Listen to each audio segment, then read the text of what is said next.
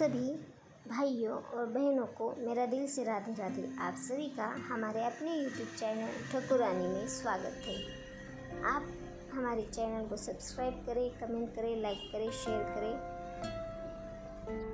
और हम सुन रहे थे राधा रानी की और कृष्ण जी की कथा। तो चलिए अभी हम कथा शुरू करते हैं। कुछ दूर जाने पर ही उन्हें नंद बाबा आते हुए दिखाई दिए। उन्होंने अपनी धोती की झोली जैसी बना रखी थी, जिसमें कुछ पके फल थे। हाथों में पत्तों के दोने से बना पात्र था, जिसमें गाय का दूध भरा था, और वह उनके चलने से बूंद बूंद करके छलक उठता था। ठहरो बच्चों, मैं तुम्हारे लिए कुछ लाया। उन्होंने आगे आते हुए कहा, लो पहले ये दूध पी लो, अन्यथा सब बह जाएगा। नंदराय ने दूध का दोना कृष्ण के मुंह से लगा दिया। थोड़ा दूध पीकर कृष्ण ने राधा की ओर वह पात्र बढ़ा दिया। दोनों के हाथों में फल देकर नंदराय बोले, चलो हम अब इस ओर से चले। बहुत देर हो गई है। घर पर यशोदा चिंता कर रही होगी। और पुत्री, तुम्हें भी अपने घर जाओ।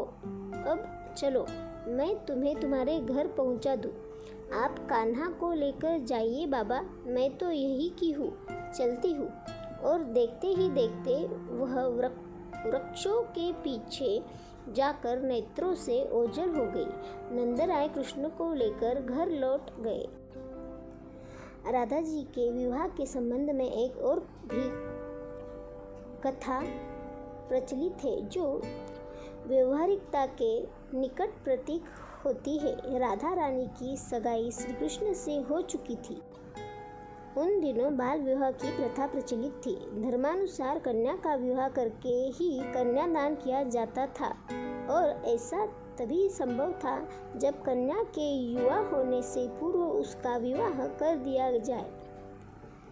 निकट भविष्य में कृष्ण और राधा का विवाह होने की संभावना थी।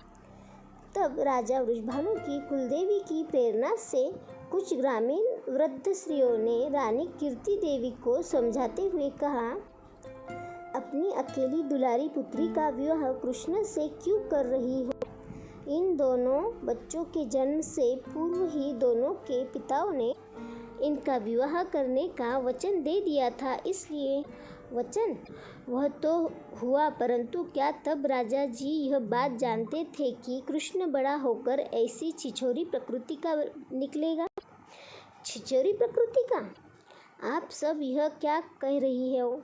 कीर्ति देवी ने चकित होते हुए पूछा, क्या आपने कृष्ण की कथाएं नहीं सुनी है? वह लोगों के घरों में घुसकर दूध, दही, मक्खन आदि चुरा लेता है और अपने मित्रों में लुटा देता है। राह चलती गोपियों को छेड़ता है, उनकी गागरों फोड़ देता है और उनसे बलपूर्वक दान के रूप में गोरस और दही लेता है। यह उसका नटखट है, यह उसका नटखटपना है। बालक है अभी वह। कीर्ति देवी ने कहा, बालक? और बलराम क्या वृद्ध हो गया है? वह भी तो बालक है, परंतु वह तो ऐसी कभी नहीं करता। कृष्ण से ब्रज की सभी स्त्रियां त्रस्त रहती है। सदा वह उन्हें छेड़ता रहता है, और तो और रात बेरात बांसुरी बजाकर उन्हें वन में बुला लेता है।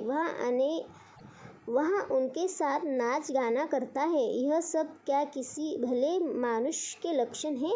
एक वृद्ध ने पूछा। ऐसे वर से विवाह करने से तो अच्छा है कि अपनी पुत्री को कुमारी ही रहने दे। अरे, कृष्ण के प्रति कंस का कैसा वैर है, क्या यह भी आपको ज्ञात नहीं है? मथुरा का राजा हर घड़ी जिसे मारने का प्रयत्न कर रहा हो, उसके जीवन का क्या ठिकाना? कहा राजा कंस की शक्ति और कहा नंद का वह छोरा।